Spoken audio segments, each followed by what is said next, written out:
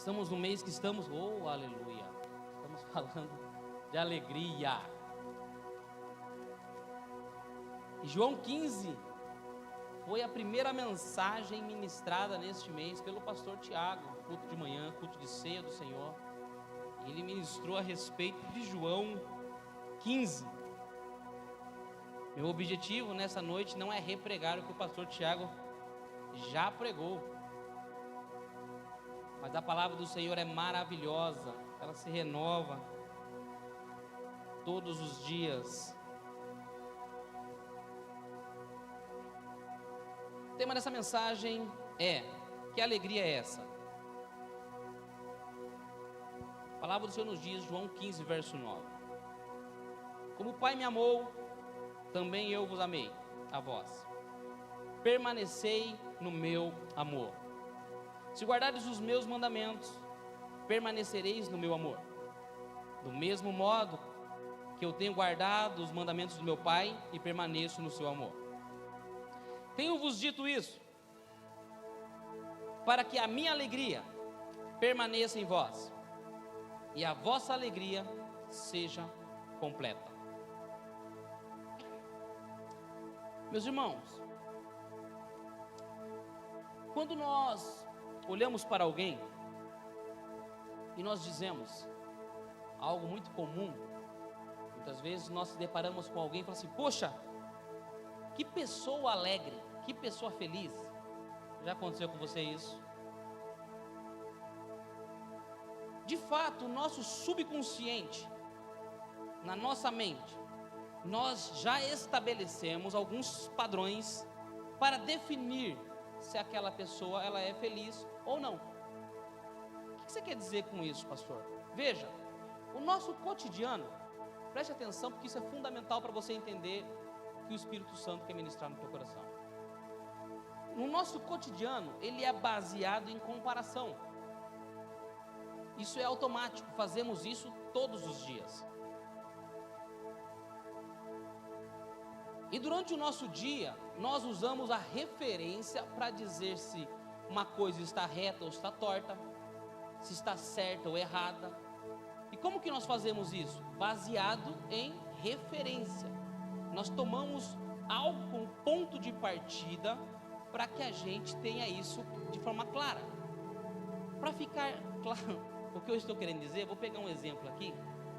Quem pode me ajudar? Deixa eu achar um aqui. Venha, Esther. Venha, por favor.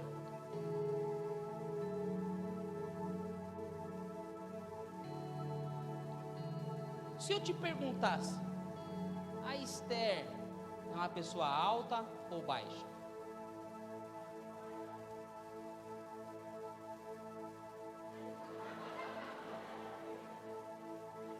Estamos sem parâmetro. Piorou meu microfone. Tá dando, ó. Aleluia. Pronto, não, continua. Eu estou sendo provado pelo som, Jesus. É pessoal, não é possível. Glória a Deus. Tá metálico aqui. E aí, vamos lá. Deixa eu pegar um outro exemplo. Vem, Yuri, por favor. Me ajudar, por favor. Se aproxime-se. Fica do lado da Esther. Perto de mim, não. Da Esther aí. Se eu te perguntasse, a Esther é alta ou é baixa? Porque você tomou um ponto de referência, o Yuri que está do lado dela. Por favor, Paulo.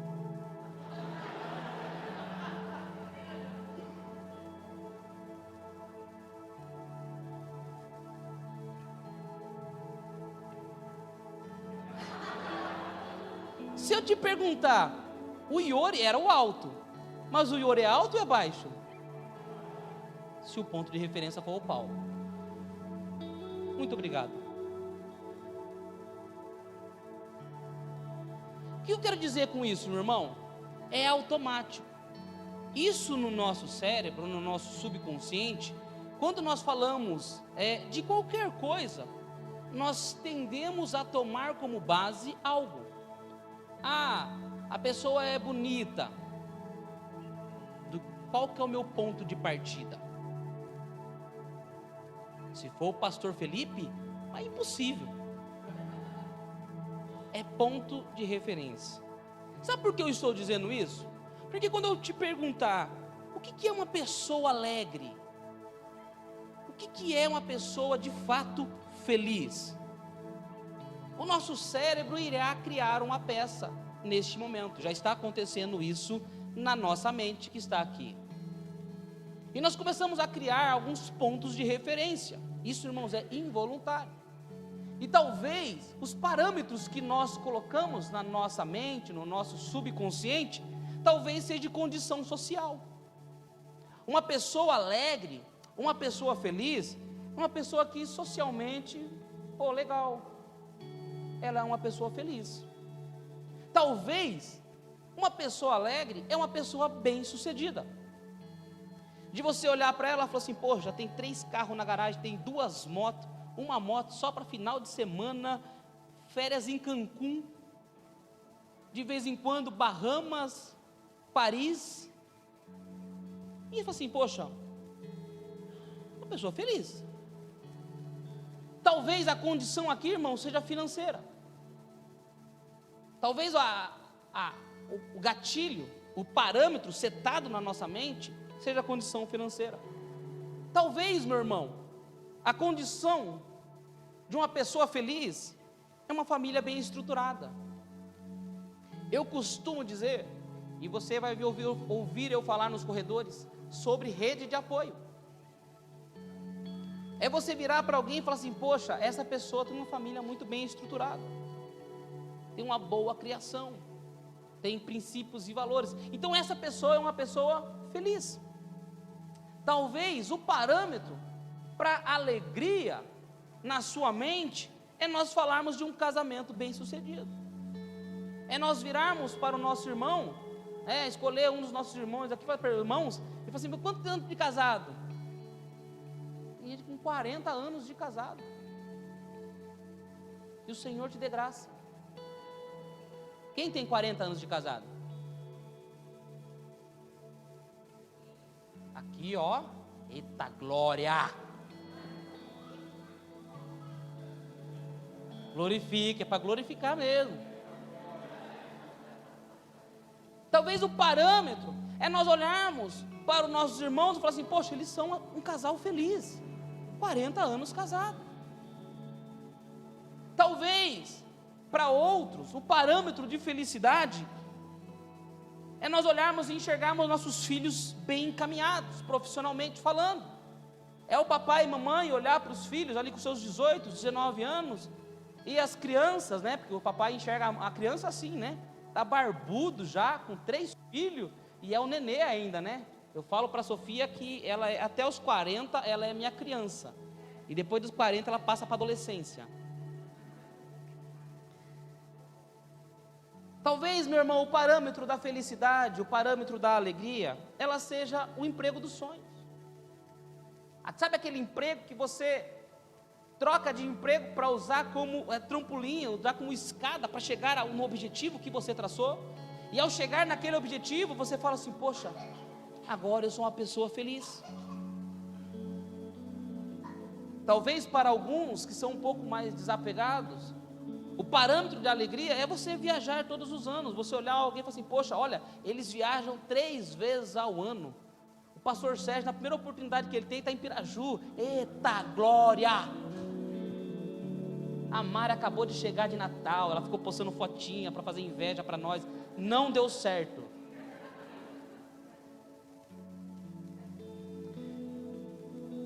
Veja que todos esses exemplos, nós poderíamos aqui ficar dando milhares de exemplos, meus irmãos.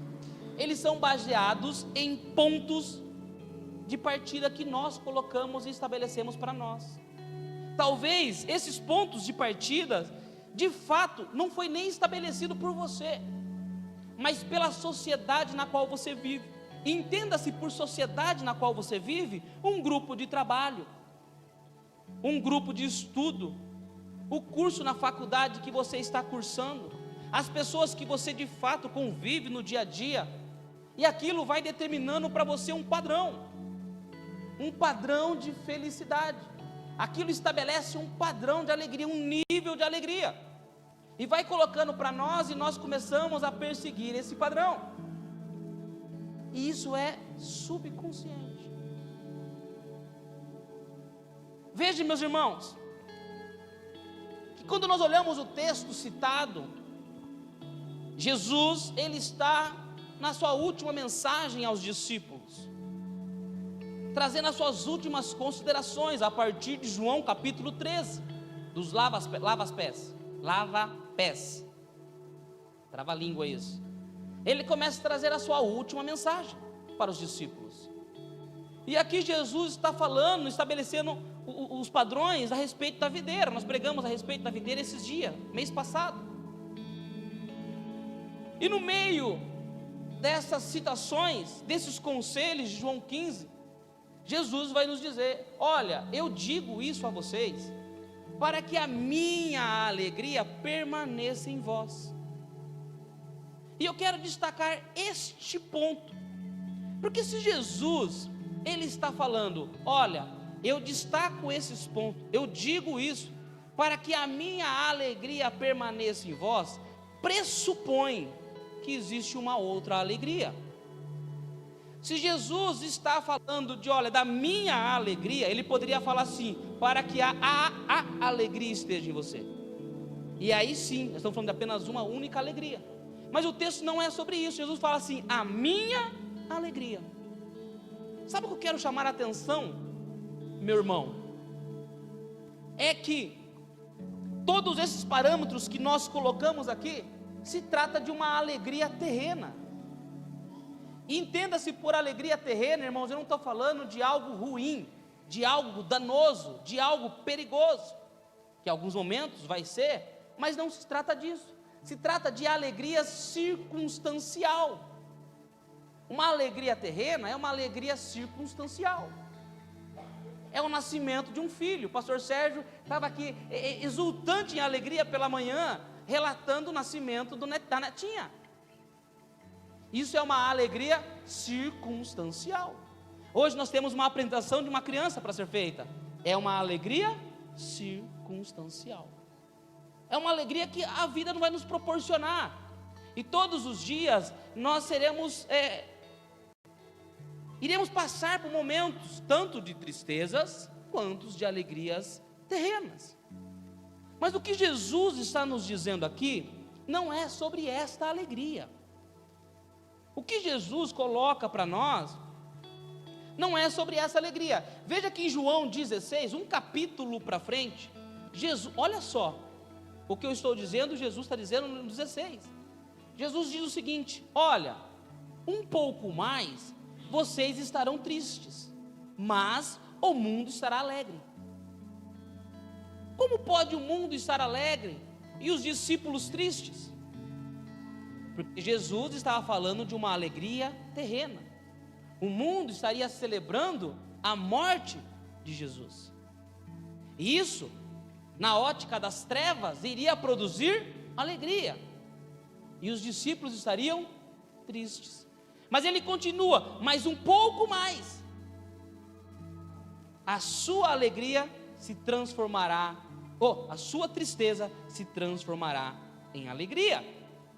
O que Jesus está falando? Eu vou morrer, mas eu ressuscitarei. E aí o mundo não entende essa alegria. O que é alegria para o mundo deixa de ser, mas para aqueles que estão em Cristo Jesus experimentam uma alegria que não pertence a este mundo. Uma vez definido esses parâmetros, essa base, agora eu vou começar a pregar. Estabelecendo essa base, eu vos pergunto: qual é a alegria que nós estamos buscando?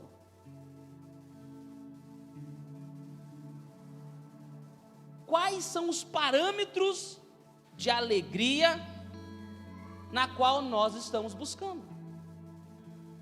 Estamos durante todo esse mês falando a respeito de alegria. Mas não estamos falando de uma alegria circunstancial.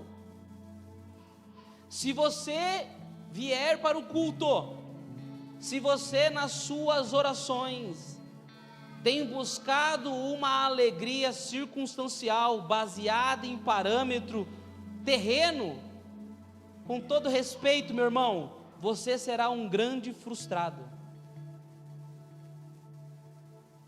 Porque de fato o que nós falamos não vai comunicar você em nenhum momento, porque nós não falamos de uma alegria terrena.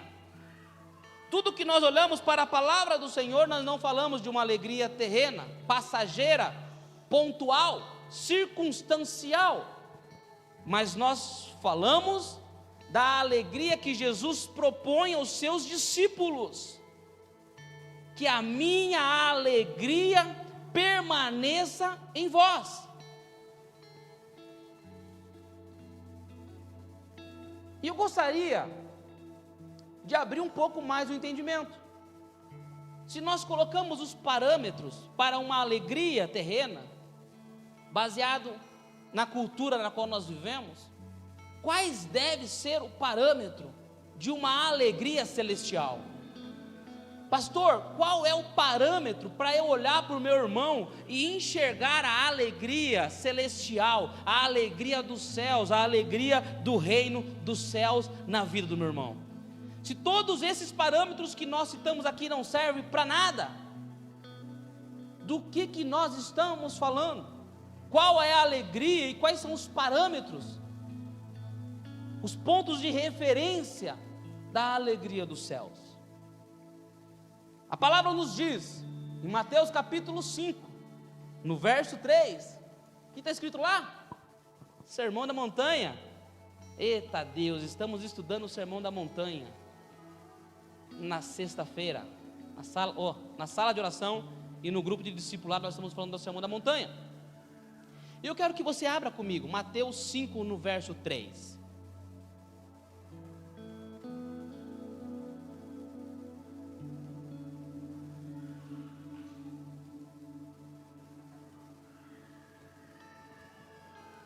A palavra do Senhor nos diz assim, verso 3: bem-aventurado os pobres de espírito, porque deles é o reino dos céus. Bem-aventurado os que choram, porque eles serão consolados. Bem-aventurados os mansos ou humildes, porque eles herdarão a terra. Bem-aventurados que têm fome e sede de justiça, porque eles serão fartos. Bem-aventurados os misericordiosos, porque eles alcançarão misericórdia. Bem-aventurados os limpos de coração, porque eles verão a Deus. Bem-aventurados os pacificadores, pois eles serão chamados filhos de Deus. Bem-aventurados que sofrem perseguição por causa da justiça, porque dele é o reino dos céus. Bem-aventurados sois vós, quando vos injuriarem e perseguirem, e mentindo disserem todo mal contra vós por minha causa. Vamos de novo. 11. Bem-aventurados sois vós, quando vos injuriarem e perseguirem, e mentindo disserem todo mal contra vós por minha causa.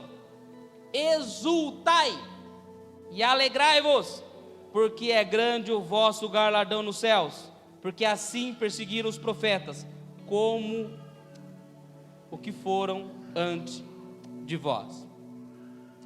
Meus irmãos, é impossível nos próximos 10 minutos, 15 minutos, eu falar a respeito das bem-aventuranças.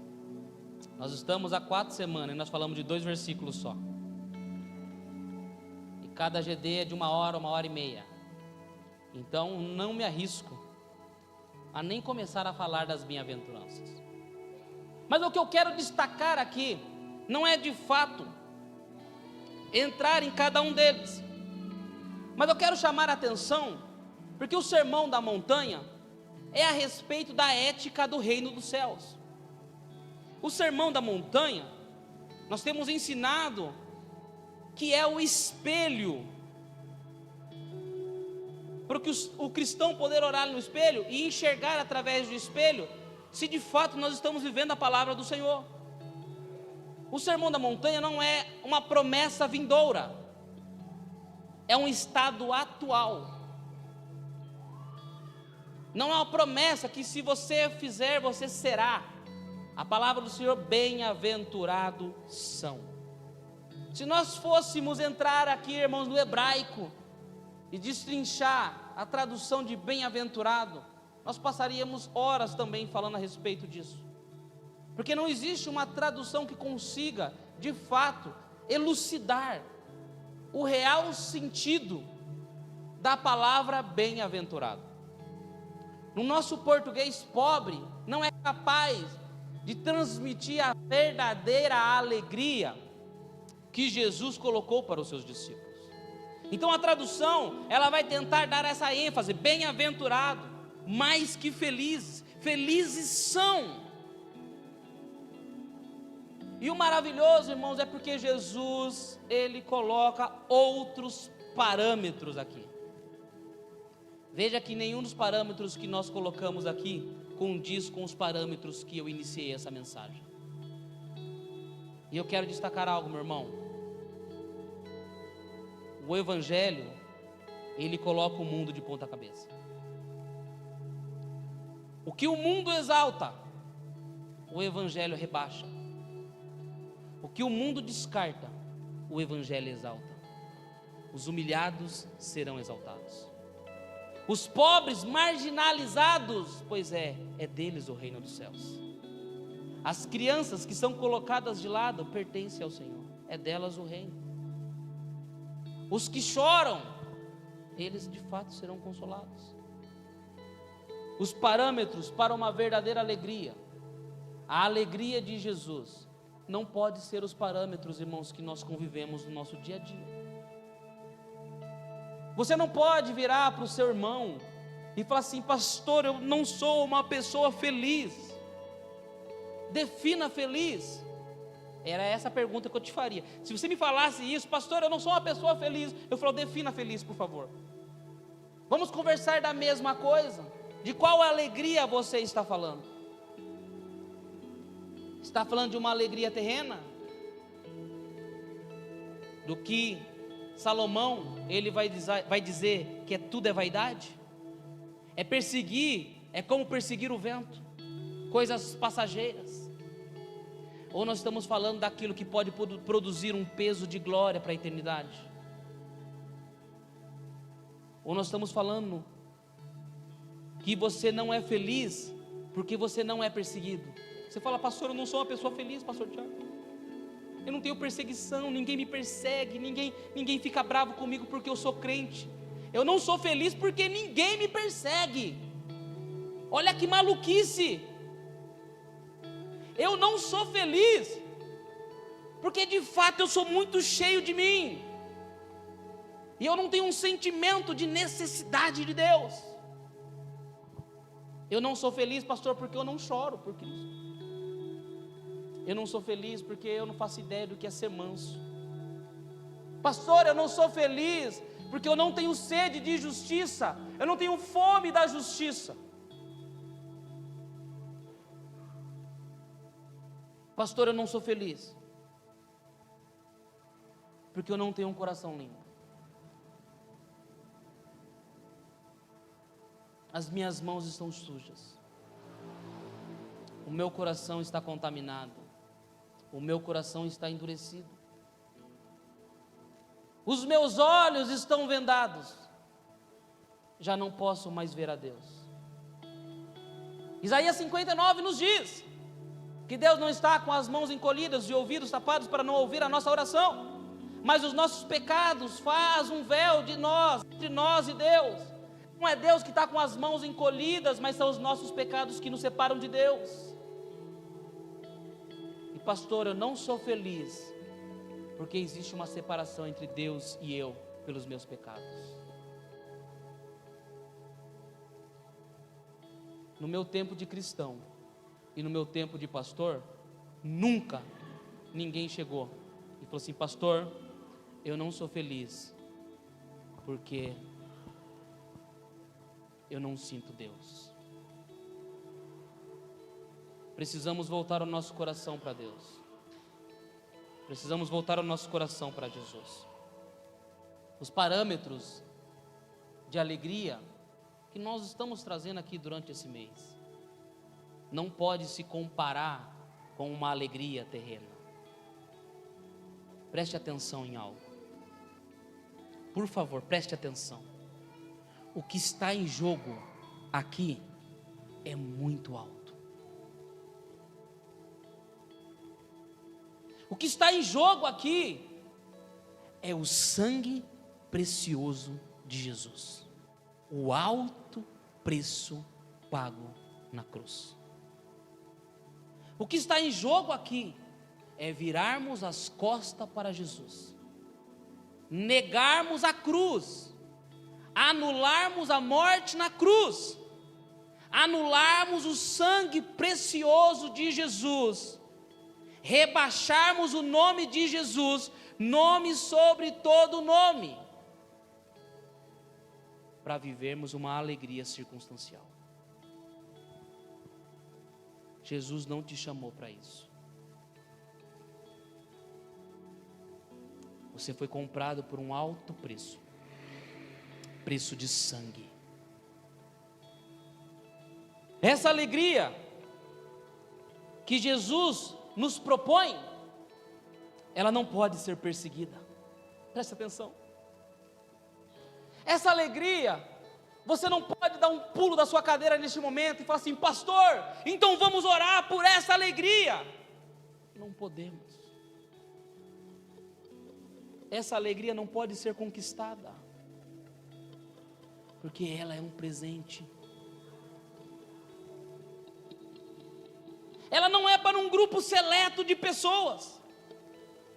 Ela não é por aquele que quem mais ora, aquele que mais sacrifica, aquele que mais oferta, o maior dízimo. Não pode ser comprada.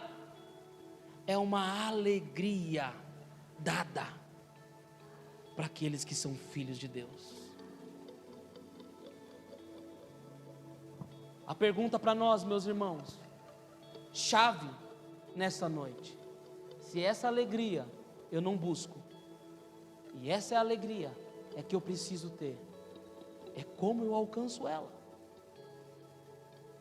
Só Jesus.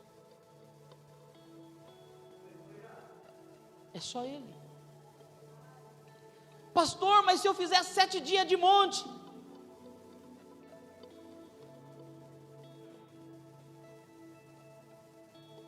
Só Jesus.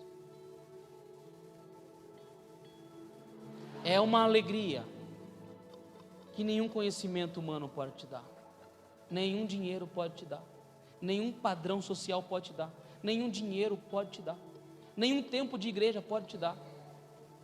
Quantas vezes você leu a Bíblia com todo respeito? Não pode te dar. Só Jesus. É gratuito, é presente de Deus, acessível a todos vocês, desde o visitante ao mais novo, recém-batizado, ao mais velho, ao ancião da casa. Essa alegria está em Cristo Jesus. É sobre isso que Jesus estava falando com os seus discípulos. Permaneçam em mim, para que a minha alegria permaneça em vós. Para de perseguir uma alegria terrena. A minha avó, ela falava o seguinte: Felipe, a beleza passa,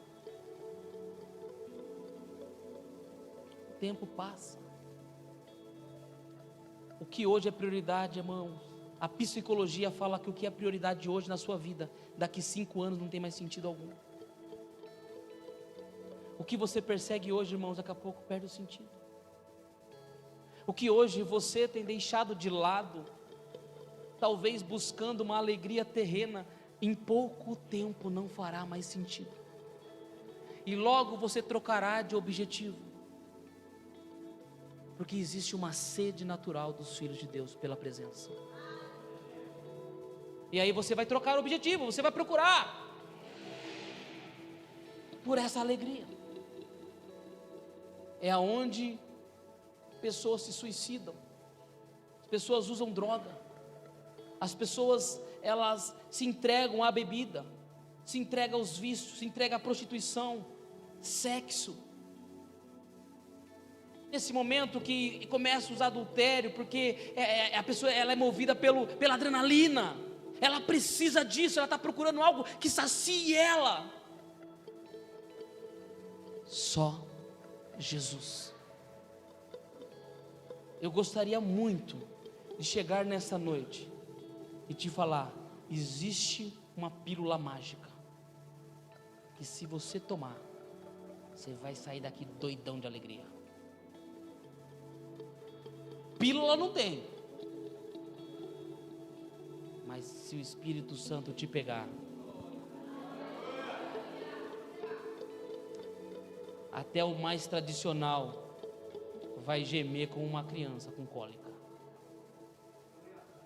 Até o mais duro de coração vai rasgar as suas vestes de vergonha, porque é tomado por uma força, uma violência. Porque essa é a presença do Senhor. O que eu preciso, pastor? Fome de Deus. Pastor, eu tenho crise de ansiedade. O que eu preciso? Você precisa de Jesus. Pastor, eu tenho pensamentos ultimamente meio perturbadores. Você precisa de Jesus. Mas pastor, estou na igreja há tantos anos. Com todo respeito, você não conhece Jesus. Você conhece a religião. Esse dia eu falei algo para a Laura. Ela ficou meio bicudinha comigo, estalou os olhos. Cadê a Laura? Ela está me ouvindo pela câmera aqui, ó. Eu falei: os mais difíceis para entender isso são os filhos de crente. Filho de pastor. Nasceu na igreja. Filho de pastor não se converte. Ele é convencido. Se não tiver um encontro genuíno, vai passar anos dentro da igreja sem ter tido uma experiência. Ela regalou o olho. Repito isso na frente dos seus pais. Se não ter uma experiência com o Senhor, você precisa, você que me escuta nessa noite, você precisa de Jesus. Não é uma opção. O mundo caminha para uma destruição. O mundo não tem nada. Não existe alegria no mundo. E sabe, irmãos, se você me perguntasse: pastor, ok, me fale um pouco dessa alegria. Não dá. Qualquer tentativa de eu explicar, eu vou me parecer um bobo aqui. Não dá. Estou na igreja há 21 anos. Pastorei há uns 8, 9. Somos filhos 5. E cada dia que eu me relaciono com o Espírito Santo, eu falo: meu Deus, eu achei que eu já tinha entendido. Não dá. Você acha que eu não tive crise, irmão? Você acha que eu não passei por enfermidade? Você acha que eu nunca entrei num centro cirúrgico? Você acha que eu nunca precisei pedir misericórdia do Senhor? Você acha que nunca passamos por enfermidade? Meus filhos estão aqui, eu já contei o testemunho da Sofia. Você acha que não, irmãos? Você acha que quanto o pastor não passa dificuldade, não passa problema, não passa adversidade? Testemunhei aqui há pouco tempo a respeito do câncer que meu pai teve.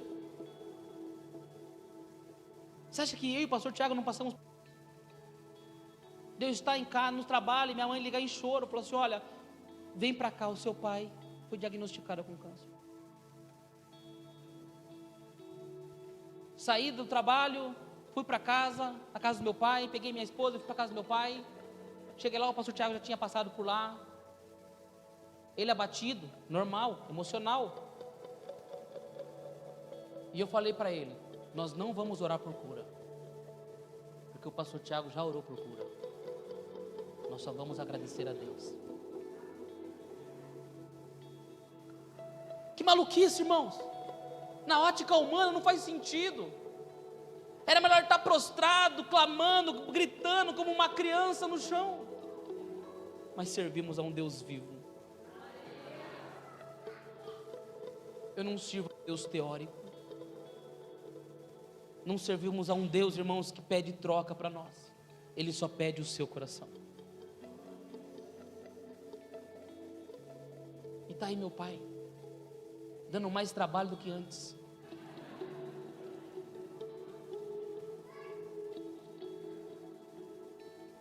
E ontem ele foi em casa, passou lá e falou assim, foi fazer o exame de rotina. O médico falou assim, você não tem nada. Sabe, irmãos, é uma alegria que mesmo essa circunstância não nos toma. Está vendo? Não dá para explicar.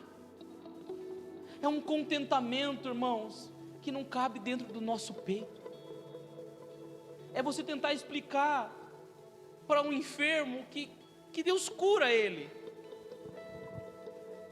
E o enfermo está esperando algo imediato. Mas Deus usou a mão do médico para curar meu pai. Nossa, pastor, você não sentiu menos com isso? Pelo contrário. Se o médico pôde entrar naquela sala é porque nós oramos por ele. Ah, se nós não tivermos em oração pelos médicos, do que seria daquele doutor? Está aqui o meu sogro, que há 2 meses estava morto. Está gordo, que nem um porquinho.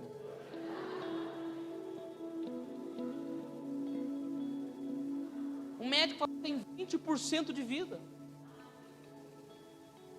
O médico no corredor falou para minha esposa, você crê em Deus? Então ora, porque é a única coisa que dá para fazer agora. Ah, como Deus ama ser desafiado.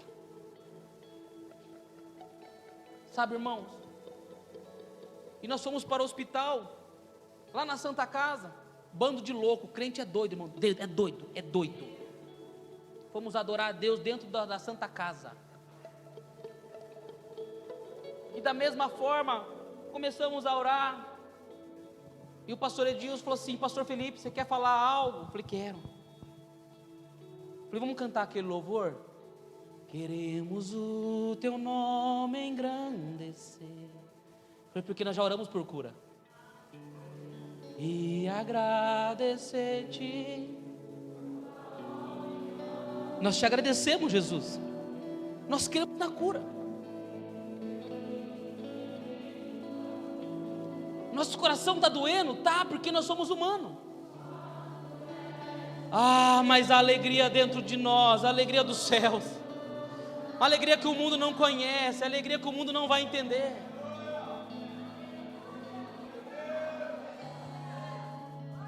Naquela mesma noite, a médica falou, começou a arrancar a sedação, começou a acordar. Fez a traqueostomia. Mas falou assim, não vai aguentar fazer a tráqueo, não vai suportar a tráqueo, ele vai morrer. O sedativo não derrubava ele. Ficou internado. Foi para o centro cirúrgico, porque tinha um rasgo no pulmão. Falou, olha, ele vai precisar de mais uns 3 ou 4 dias para se recuperar. Ele saiu falando do centro cirúrgico.